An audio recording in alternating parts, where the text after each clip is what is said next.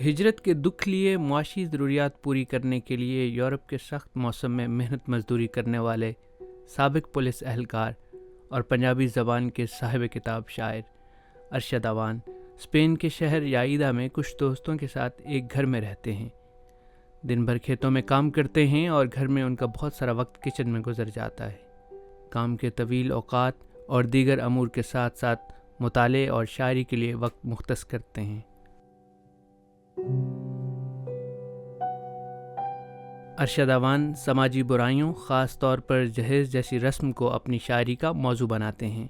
ان کے کلام میں صنفی مساوات اور تعلیم سب کے لیے جیسے موضوعات اہم ہیں۔ ਧੀ ਰਹਿਮਤ ਰੱਬ ਦੀ ਲੋਕੋ ਸੋਚੇ ਜਗਤੇ ਸਭ ਦੀ ਲੋਕੋ ਘਰ ਦੇ ਦਰਦ ਮਟਾਵਣ ਧੀਆਂ ਸਦਕੇ ਵਾਰੀ ਜਾਵਣ ਧੀਆਂ ਤੇ ਖਬਰੇ ਲੋਕ ਕਿਉਂ ਕਹਿਰ ਕਮਾਉਂਦੇ ਨੂੰਹ ਦੇ ਨਾਂ ਨਾਲ ਦਾਜ ਲਿਆਉਂਦੇ ਤੇ ਜਾਨ ਗਵਾਣੀ ਸੌਖੀ ਹੋ ਗਈ ਧੀ ਵਿਆਹਣੀ ਔਖੀ ਹੋ ਗਈ ਜਾਨ ਗਵਾਣੀ ਸੌਖੀ ਹੋ ਗਈ ਧੀ ਵਿਆਹਣੀ ਔਖੀ ਹੋ ਗਈ ਹੱਥ ਬੰਨ ਕੇ ਕਰਜ਼ੇ ਮੌਲਾ ਧੀ ਦਾ ਦੁੱਖ ਇੱਕ ਮਰਜ਼ੇ ਮੌਲਾ ਤੇ ਕਿਸੇ ਦੇ ਲੇਖੀ ਪੈਰ ਨਾ ਵੱਟੇ ਰੱਬਾ ਨਾ ਕਿਤੇ ਚੁੱਲ੍ਹਾ ਫਟੇ۔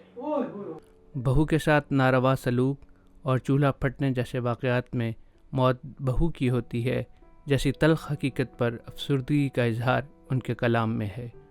ਆਓ ਜੀ ਇੱਕ ਕੌਲ ਨਿਭਾਈਏ ਧੀਆਂ ਦਾ ਵੀ ਮਾਣ ਵਧਾਈਏ ਅਰਸ਼ਦ ਰਲ ਅੰਧੇਰ ਮਟਾਈਏ ਧੀਆਂ ਨੂੰ ਵੀ ਰੱਜ ਪੜਾਈਏ۔ ادبی محفلوں اور مشاعروں میں شرکت کے ساتھ ساتھ اسٹیج ڈراموں میں بطور فنکار حصہ لیتے ہیں۔ ارشد اوان کا کہنا ہے کہ خاندان سے دور مہاجر ہونا تکلیف دیتا ہے، مگر یہ تکلیف برداشت کرتا ہوں تو خاندان کی کفالت ہوتی ہے۔ میں شاعر ہوں، مزدور ہوں اور مہاجر ہوں۔